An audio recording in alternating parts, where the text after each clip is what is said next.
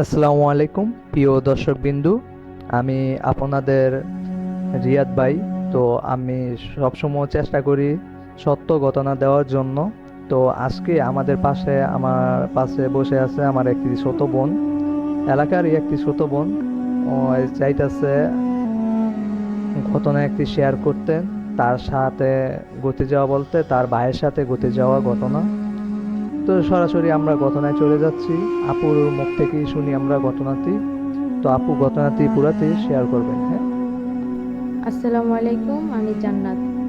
আজকে যে ঘটনাটা শেয়ার করব এটা আমার চাচাতো ভাইয়ের সাথে ঘটছে। মানে ও রাতে খাবার খেয়ে শুইছে আর কি। ও ফোন টিপতেছে, ফোন টিপা ওয়াশরুমে গেল। ওয়াশরুমে থেকে এসে মানে হঠাৎ খাটে শুইব, ওই টাইমে ওর চোখ বাইরে গেল। বাইরে যাওয়ার পরে ওই দেখতেছে যে কি জানে পান মানে নাড়াইতেছে। নাড়ানোর পরে ওই মানে চাইলো, চার পরে দেখলো কালো একটা কোট পইরা একটা লোক, মানে বড় বিশাল বড় বড় দাড়ি, ভয়ঙ্কর রূপ, মানে চুলগুলো অনেক ভয়ঙ্কর টাইপের বড় বড়।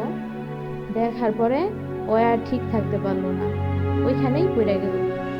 পড়ে যাওয়ার পরে ওর পাশের রুমে আবার আমার চাচি মা, আমার কাকা ওইখানে থেকে দৌড়ে আসলো।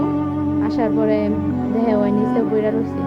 পড়ে যাওয়ার পরে ওরে পানি দিয়ে ঠিক করলো। ঠিক করার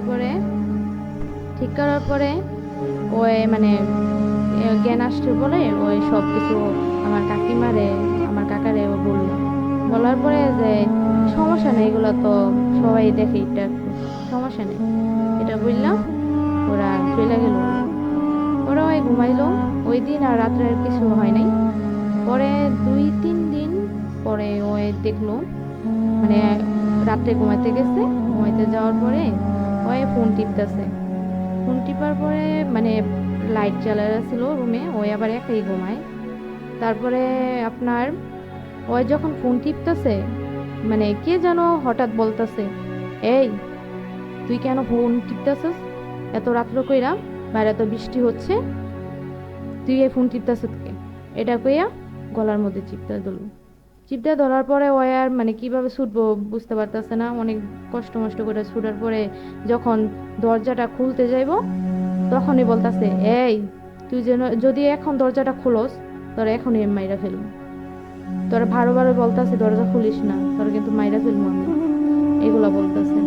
বলার পরে ওই তাও মানে ভয় পাইতেছে, তাও ওই অনেক জোর জবরদস্তি করে দরজা খুলছে। দরজা খুলে যখন চিল্লাল দিল, আবার পাশের রুমে ওর ভাবি, বড় ভাবি বা বড় ভাইয়া, ওরা দৌড়ে আসলো। দৌড়ে আসার পরে জিজ্ঞেসে, এই কি হয়েছে, চিল্লান দিস ওকে? পরে কইতাছে, ভাবি আমি তো এরকম এরকম দেখলাম যে আপনি আমার গলার মধ্যে চিপা ধরছেন। ওই কি পাগল হয়ে গেছো? আমি তোমার গলার মধ্যে কেমনে চিপা ধরবো? আমি তো ওই রুমে ছিলাম।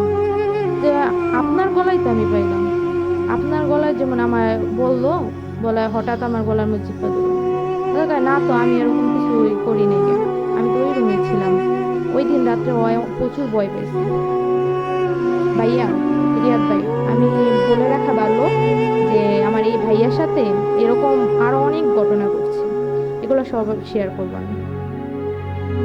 আর এক সপ্তাহ পরে, হ্যাঁ 1 সপ্তাহ পরে ওই হঠাৎ মানে হয়তো কাছে থেকে আসতেছে রাত্রে প্রায় 2টা না মানে 12টা একটা দিকতে হইব। ওই আসতেছে, হঠাৎ ওদের বাড়ির কাছে আবার তিতি লাগাছে। ওইখানে যাওয়ার মানে একটু যাইবো, যাওয়ার আগে দেখতেছে যে সাদা কাপড় পইরা একটা মেয়ে, চুলগুলো একদম পা ছাড়াই পড়তেছে, ওর দিকে চাইয়া বিচ্ছিরি ভাবে একটা হাসি দিয়া একবার গাছের উপর ওঠে, আবার নামে, উঠে নামে। এটা দেখার পরে ওই দৌড় দিছে। দৌড় দেওয়ার পরে ওদের আবার একটা ওয়াশরুম আছে, ওইখানে আসছে। পরে দেখে এই ওয়াশরুমের ভিতরে একটা কালো ছায়া। এটা দেখে ওই আরো ভয় পেয়ে গেছে। আরো ভয় পাওয়ার পরে ওই যখন দৌড়তে যায় এই দরজার সামনে যায়, মানে ওদের গেটের সামনে যায় পড়লো। পড়ার পরে সবাই মানে আওয়াজ পেয়ে সবাই বার হইলো। বার হয়ে পরে দেখে ও অজ্ঞান হয়ে গেছে। অজ্ঞান হয়ে যাওয়ার পরে ওরে মানে রুমের মধ্যে নিয়ে পানি ছানি দিয়ে জিজ্ঞেস করলো যে কি হয়েছে। পরে ওই পুরা ঘটনা আবার বললো। পরে ওরা বুঝছে পারছে যে ওর সাথে অনেক একটা কিছু আছে। এরকম ঘটনা ঘটতেই থাকলো ওর সাথে। পরে আরেকদিন আপনার ওই কেসি গেটের সামনে আসার পরে ওদের বাড়ির আবার ওই সাইডে আবার পুকুর আছে। পুকুরের মধ্যে দেখতেছে যে কি জানি আপনার অনেকজন হইব, 12 বা 13 জন হইব। আবার পুকুর হলো আপনার ময়লার পুকুর, ওইখানে সবাই ময়লা সয়লা ফেলায়।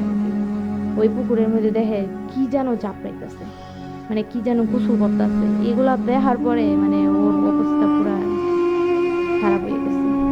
পরে ওরে এগুলা দেখার পরে মানে ওর ওইখানে অজ্ঞান হয়ে পড়ে গেছে। পড়ে যাওয়ার পরে আপনার বাসায় নিয়ে গেছে। নিয়ে যাওয়ার পরে ওর আম্মু আব্বু যে বুঝতে পারছে ওর সাথে তো একবার হয় না, আরো অনেকবার এইসব ঘটনা ঘটছে।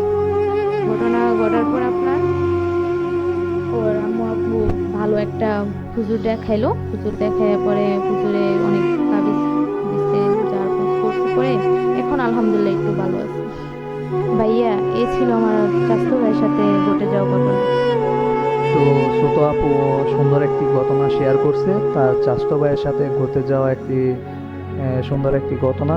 জানি না সবার কাছে কিরকম লাগছে, সবাই একটু কমেন্ট করে জানিয়ে দিবেন কিরকম লাগছে। যদি ভালো লেগে থাকে আমাদের চ্যানেলটি অবশ্যই সাবস্ক্রাইব করবেন। আজকেই আমাদের প্রথম ভিডিও দেওয়া এই ইউটিউবের মধ্যে, ফেসবুকের মধ্যে।